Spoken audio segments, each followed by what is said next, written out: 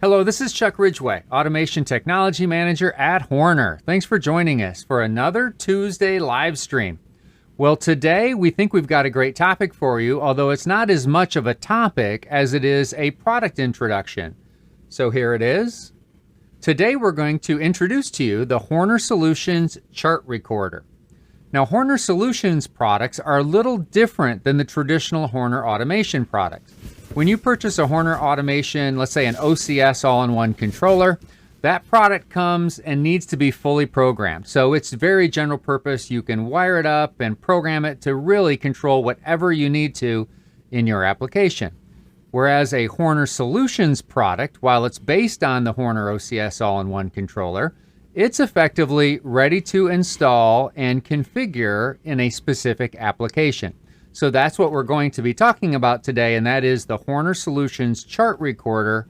That product is what we're going to be introducing. Okay, and to help me introduce that product, I'm going to bring in a very special guest. Not Casey this week. He'll be back in a couple weeks. We love Casey. But today we are bringing in Mr. Nate Beachy. How are we doing today, Nate? I'm good. How about you, Chuck? I'm doing tremendous. Now, many of you watching this know Nate probably because you attended a Horner training session over the past few years, as Nate's our primary trainer. Now, how long have you been doing that, Nate? There you go. He's got the training manual right in front. How long have you been doing that?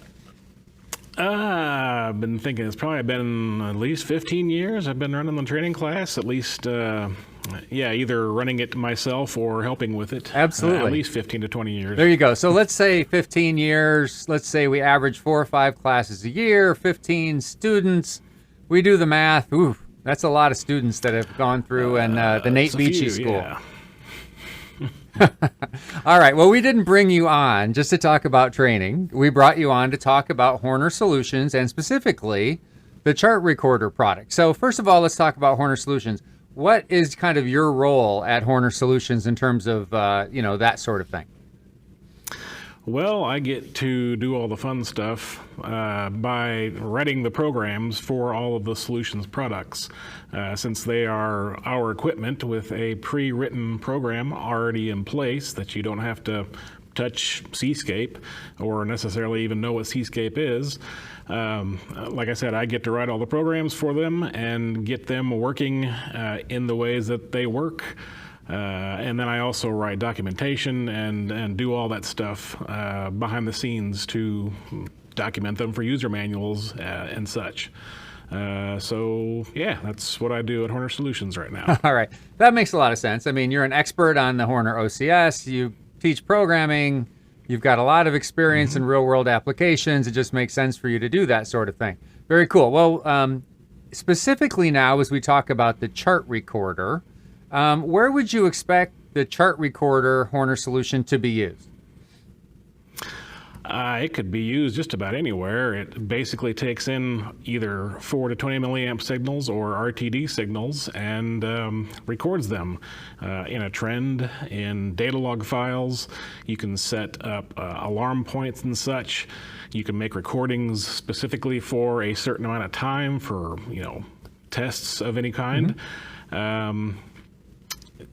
Like I said, any place where there's signals coming in of those types, you can stick a chart recorder on there, up to 4 channels worth of that stuff, and basically the possibilities are endless. Absolutely. Now, I know when I've gone to visit customers, I've had the privilege of visiting a lot of manufacturing applications. Sometimes I'll see these kind of old-fashioned circular chart recorders out there, with sometimes one pen or multiple pens. And I think a couple things every time I see one of those. I think, ooh, that's cool. Old school for sure, cool. The other thing I think of is, boy, I wonder if they can still get paper and pens and all whatever material you have to keep those going. I wonder if that's even possible. Apparently the chart recorder paper is still a thing, but as far as getting parts to make those things work, if they decide to break, I don't know. They've been around a long time. So it's more of an issue of keeping the chart recorder running than it is finding supplies, I suppose. Now, since what we're talking about could potentially replace something like that for a manufacturer, what are some of the more modern capabilities that ours would have versus what is being replaced?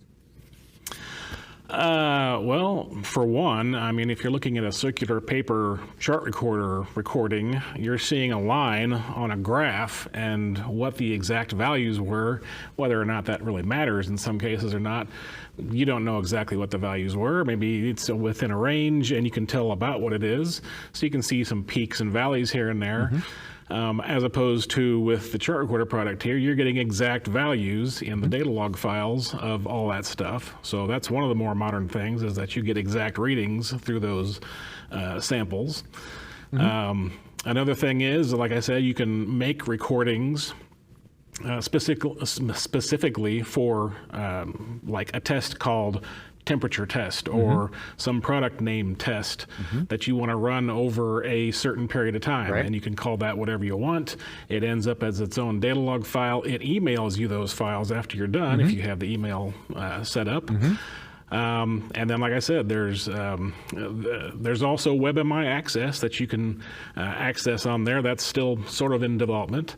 And then, yeah, it's just a more modern way of recording data like that, as opposed to just using a pen on a piece of paper. Absolutely. So whereas with a chart recorder, the traditional style, the record, if you will, is a piece of paper. What we're providing, of course, is a visualization on a touchscreen as to what the signal looks like from a trend standpoint. We're providing actual value, like you said, scaled to engineering units, and we're providing a CSV file, or effectively a digital record of precisely what the values were at any given point. So very cool. Awesome. Correct. Well, since we have the expert here, what we're going to do is a little bit later, after I've kind of covered some of the features and the functions in slide form, we're going to bring Nate back in, and he's going to help us kind of go through the chart recorder product on the bench, so he can give us all that inside information as the one who actually programmed that device at the factory. So we'll see you in a few minutes, Nate. All right, here's how we're breaking it down today. We'll spend a couple minutes again going through what the chart recorder is intended to do, what applications would you use it in. We'll go through kind of quickly the features and functions of the product, and we'll spend a lot of our time with the demonstration as we bring Nate back in. All right, here we go. Okay, so what is the Horner Solutions chart recorder? Remember, as a Horner Solutions product, it's a product that you will purchase ready to use, ready to install, no Cscape programming required. And effectively, all Horner Solutions products, or at least this one for sure, can be purchased in a couple of different forms. One form in which you can buy it is just as you see it there on the screen. So the chart recorder product, which effectively is a 10-inch touchscreen, you can purchase it as a component pre-programmed and ready to install, but you'll need to install it in some sort of enclosure or panel mounted or something. You'll need to supply it with 24 volts DC. And then, of course, you'll need to wire in your process inputs for monitoring purposes. Now, you also have the option of purchasing the chart recorder product pre-installed in a small electrical enclosure with a built-in DC power supply and built-in interposing terminal strip, and where you'll be ready just to wire in 120 volts AC, for instance, or maybe 220 if you're, overseas. And then, again, wire in your process inputs from your sensors or whatever the case may be, and you'll be able to land those on an interposing terminal strip. So those are the two different ways that you can purchase from a form standpoint of the chart recorder itself. And remember, the whole purpose of this product is to display and record values from up to 4 process variables to a 10-inch touchscreen and to digital files, as opposed to the old-fashioned pen and paper approach. Okay, now applications for the chart recorder, Nate talked about quite a few of them, but you can use them pretty much anywhere. A couple different industries where this is very popular are, for instance, water treatment, oil and gas. Those are a couple of big industries for a product like this. The types of different process parameters you might be monitoring would be things like temperature and pressure, or maybe water quality, things like pH, conductivity, etc. So really the possibilities, as Nate said, are endless. Okay, now a quick summary of the features. Now again, the chart recorder has the ability to monitor up to 4 process variables through 4 different analog inputs. So it isn't restricted to simply one channel, for instance. Okay, and whatever you bring in to those analog inputs can be scaled to whatever engineering units are appropriate for your application. You can display that data at runtime in a variety of different forms, and you can switch back and forth from the touchscreen to whatever form you want to look at any given moment. So you might want to look at a trend chart, you might want to look at a bar graph, maybe a gauge or a meter. Whatever form you're wanting to look at that moment, you can switch to that view, again, from the touchscreen itself. Alarming is supported. So if you want to make sure that the values you're monitoring don't exceed certain levels, or if they do, that you're notified of that through an alarm type condition, that also can be set up and logged. And then everything is recorded to electronic files, typically in the form, or definitely in the form of CSV files, which can be then imported and viewed on just about any software for analyzing the data, even something as simple as Microsoft Excel, for, again, pulling up data logs, looking at the values, graphing, etc., etc. And then you've got remote access to not only the files that are being logged over FTP. So the chart recorder is an FTP server. So you'd use an FTP client, maybe a program like FileZilla, which is a piece of freeware, which is a good piece of software that I use. You could use that to retrieve files from the unit itself. You also can have, in some cases, you can have files delivered to you over email if you want to set that up as well.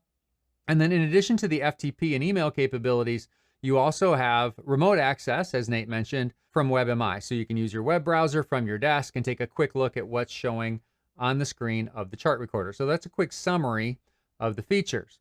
Now, to go into a little more detail for each of those features, let's do that now. So from the standpoint of wiring, again, if you purchase the unit not installed in a panel, you'll need to supply 24 volts. If you get it pre-installed in a panel, you'll need to supply AC, something like 120 or 240 volts AC. All right, now, the analog inputs need to be wired. There's 4 channels. It can either be a 4 to 20 milliamp signal, or if you've got a temperature input and you want to use PT100 temperature sensors, and your temperature range for your application fits nicely between -50 and +200C, then you can just go ahead and wire in your RTD sensor directly to the terminal strip or the interposing terminal strip, if the case may be, for your particular unit. Now, if your temperature range falls beyond that, or maybe you're using thermocouples, what you would do in that scenario is you would use a temperature transmitter that would connect to the temperature sensor, and then that 4 to 20 milliamp output from the transmitter would then connect into the chart recorder. So a couple different ways you can go there when it comes to connecting temperature sensors. Again, the built-in PT100 support is for the limited temperature range. If you need full support for PT100 or thermocouples, use an external temperature transmitter wired to a 4 to 20 milliamp input. Okay, now let's talk about scaling. Once you wire in your 4 to 20 milliamp sensor, for instance, you'll want to scale that to some sort of engineering units. Maybe it's temperature or pressure, whatever the case may be, PSI or bars or whatever. That's where you're going to fill in the min and max values that are coming in from the sensor, typically going to be 0 counts or 32,000 counts, because that is the typical full range output from the 4 to 20 milliamp analog to digital converter built into the chart recorder. And then your engineering units will be filled in from the max raw and the min raw values. I'm sorry, max scaled and min scaled values. All right, and then you can control how many decimal places you want to display, and also control what the limits of the graph are, because you may want to hone in on just a portion of the range coming from that sensor. All right, now as I mentioned, depending on what you're interested in at any given time, you can change at runtime from the touchscreen which display you're looking at to look at your data. Are you looking at gauges or meters? Are you looking at bar graphs? Are you looking at trends, etc., etc.? And those can all be changed on the fly from the screen without impacting any of the recording that's going on. Alarming. Again, we can support up to 4 alarms per point. So if you've got 4 process variables you're monitoring and you want 4 alarm points for each of those, you can set that up to do that. So no problem there. And then when alarms do occur, they're recorded to the data file, and then they're also available to be viewed from a history standpoint right from the touchscreen. Now, in general, this unit is set up by default to be logging data continuously for your process inputs. And what it's going to be doing, in addition to logging that data continuously through an interval that you select, it will also be creating a new log file every day. Now, it doesn't overwrite the old log file. What it does is just adds another file to the folder with the date as being part of the file name. So it's very easy to go back and find the log data for a specific date. And again, if you want to grab that data, if you're talking about the routine log data, you can just use an FTP client like FileZilla, for instance, to go grab that data. If you're talking about the recording style data, which is something you might use if you're going to run a special test, that you can either grab via FTP or you can have it delivered using email. Okay, let's go ahead and get right to our demonstration with Nate. Okay, so what we're looking at here, besides Nate in the upper left-hand corner, is we are looking at our chart recorder unit on the bench. So this looks to be like our main screen, right, Nate? Yeah, this is more or less the main screen where you see the trend there of the selected signal off to the left-hand side there, which is currently the data 2 data point. If you touch any of those data points along the left-hand side, like data 3 or data 1 or whatever, it will switch to the trend of that particular signal. So you can see, obviously, the signal is at 100% right now. The average today would be the 81.649 that you see there. And then, like I said, any of those different signals along the side, you see the little color swatch, red, green, yellow, blue. Touch any of those and it will switch to that particular trend. Now this guy, obviously he's down there at 0.17 and the trend is scaled as such that's 0 to 100, so you're not really seeing anything on this one. That's why that's like that. You can change those scales of the graphs and the bar graphs and all that to anything you want. Along the bottom, you see the time between 1 hour, which is what it's set to now. So right now you're looking at the past hour. There's also an 8-hour, a 24-hour, and a 1-day range that you can look at. So either squeezed up or stretched out. And then along the right-hand side there's kind of a navigation bar, which is somewhat common. Specifically the button there, the double rectangles, kind of cycle through the main screen. So you get a bar graph version of the same data here. Then there's also another sort of quadrant setup, which is more bar graphs, but in a quadrant way. And then finally there is the meter view, so you can watch those in meters as well. So depending on basically how you want to look at this data, how you want it to visualize, then you can select any of those you want, and you keep pushing that rectangular button and it kind of scrolls through all those until you get back to the trends.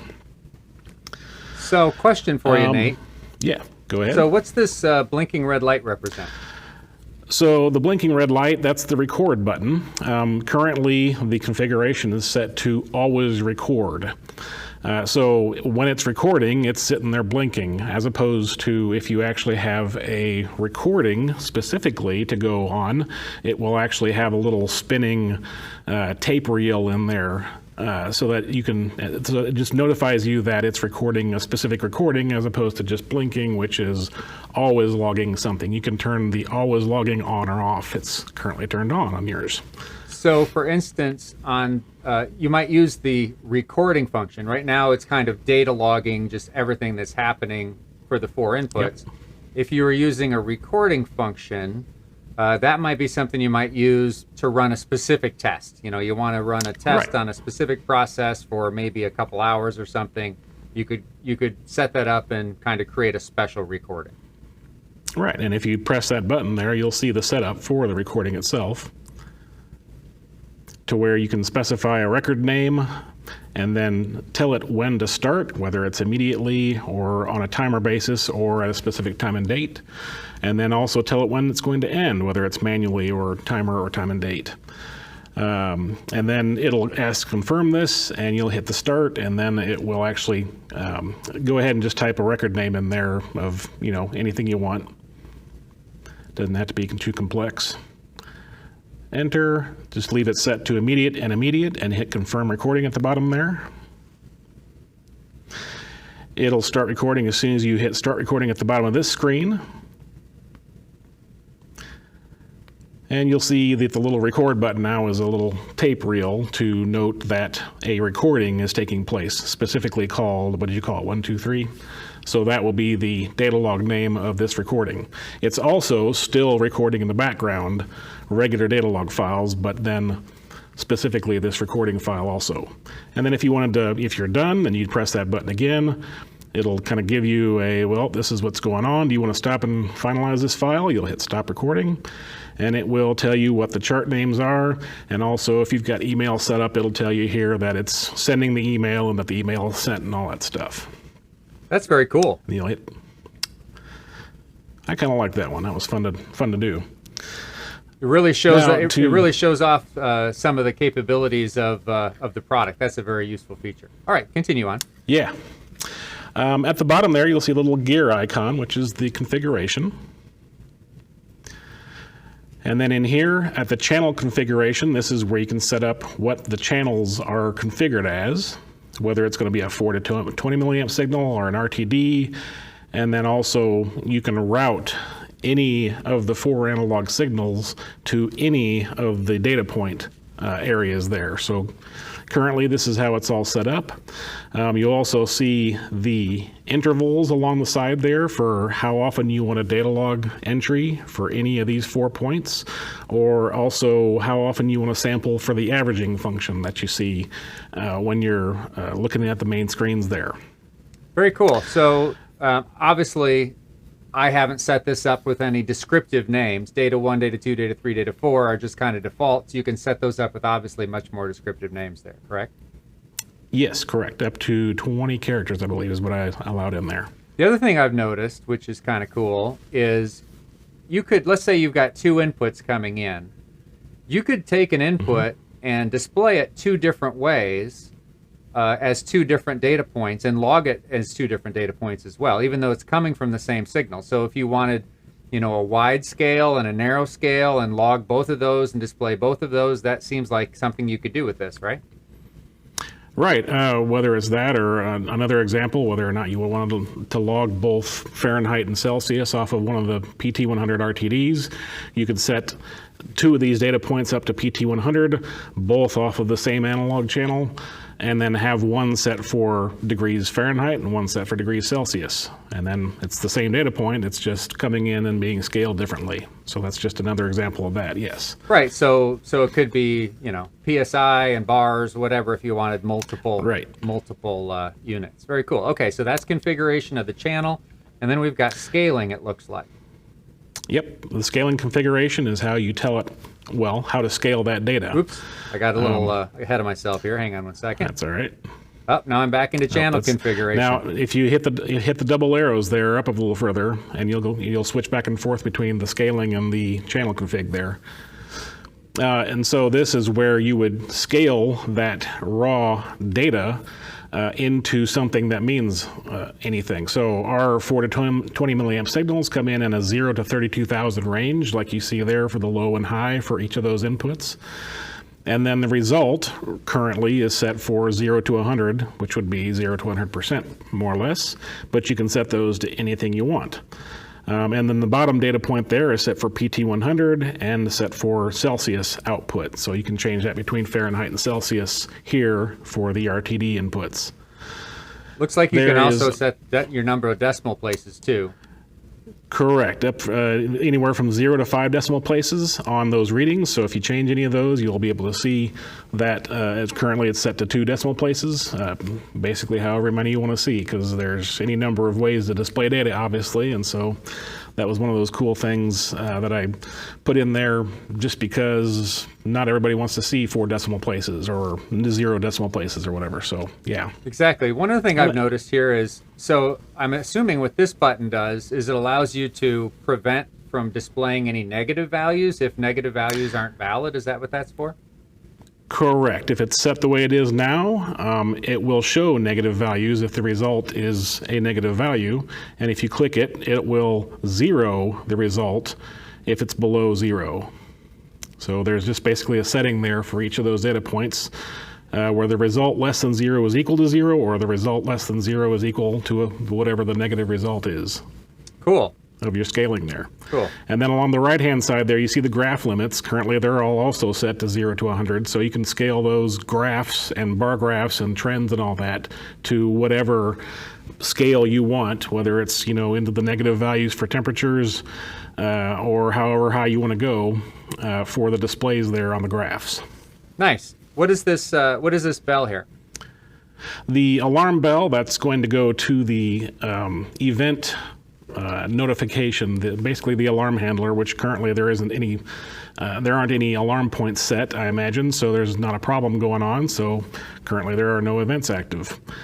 The setup for that, if you hit that back arrow one more time at the bottom right there, is under the alarm config, the next option there.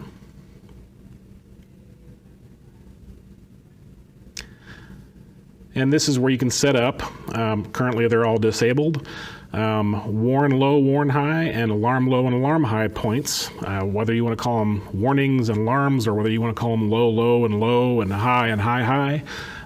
Whatever, I just chose to call those warnings and alarms. But if you set any of those warning set points, I'm not sure why the top ones there are all arrows, but that just basically means they're set to garbage right now. So if you set any of those to any such setting and then enable that point by clicking the little X button next to it, for instance, if you click on the very top warn high. Top warn high, like this guy up here. Right, yep, right there. Actually, if you go ahead and click on the warn high and set that to, let's say, 20, and then when your reading gets to 20, you should get an alarm bell. I guess it'll eventually get to 20. Maybe I had it set too high, but you'll eventually get an alarm bell there on the right-hand side. That icon will start flashing yellow with a single exclamation point in it, just like it has in the button there, to let you know that this set point has been exceeded. And so that's how each of those alarm points work for each of those data points. So here, as it reaches above 20, there's also that 1,000 millisecond delay before it actually alarms, and now you've got the blinking alarm. And if you hit that alarm bell again, that will take you back to the event handler, which is telling you that this is happening. Warning, data 1 high. Got it. And if then you can tap on that. Okay, go ahead. Tap on. Yeah, sorry. If you tap on that list, it'll bring up an interface where you can acknowledge all those alarms.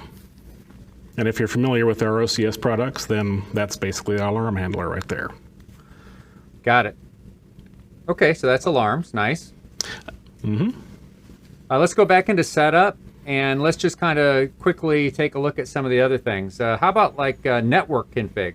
What's that all about? Right. So if you're going to want to email these files to yourself after a test is done, then you'll of course have to have the network set up correctly. So this is where you're gonna, either you or your IT department needs to know the correct addresses to set up this device on the network, on the Ethernet network that you're going to plug into. Cool. And then this email, this looks like kind of a envelope type. That's the email configuration there. So this is the SMTP server, which is what you'll use to actually send the emails out. Whether it's, I know currently Gmail is an option. Sure. If there's any number of email servers out there, whether again that it's something you set up or somebody else's, that will be used to send notifications and attach files. Very cool. Very nice. Anything else that we've missed that we really should highlight? Well, there's the passwords there. You can password protect the configuration menu and password protect the recording control. Currently, they're both disabled. So that's just basically for protection of the data to some extent. And there is in the works a way to actually secure the data on the micro SD cards. Got it. So it can't be tampered with. Like I said, exactly, like data security for sure. Yep. And that's pretty much a run through of the chart recorder. Outstanding. Well, thanks, Nate, and thanks for joining me. And I look forward to reviewing the next Horner Solutions product with you. No problem. Okay, this is the portion of the program where I remind you that we're here every Tuesday at 2 o'clock, sending you a brand new video, whether it is pre-recorded or whether it is fully live. And we always have somebody standing by to answer any questions you have in the chat section, if you're watching live, or if you're watching on replay like a lot of you do, then go ahead and give us those comments and questions in the comment section, and we'll make sure we get back to you in a timely fashion. Okay, so we've got training coming up. So if you want to see Nate in person, you've got two opportunities. We've got basic OCS training in October at the dates on the screen, advanced OCS training in November, and you can sign up for those training courses from our website. Okay, we've got 2 upcoming trade shows in October. I'll be at both of those. So if you want to see Horner products and you want to see me, or at least see the Horner product part, I'd love to say hi and talk about your application. But we're going to be at the WEFTech show in Chicago, October 2nd through 4th.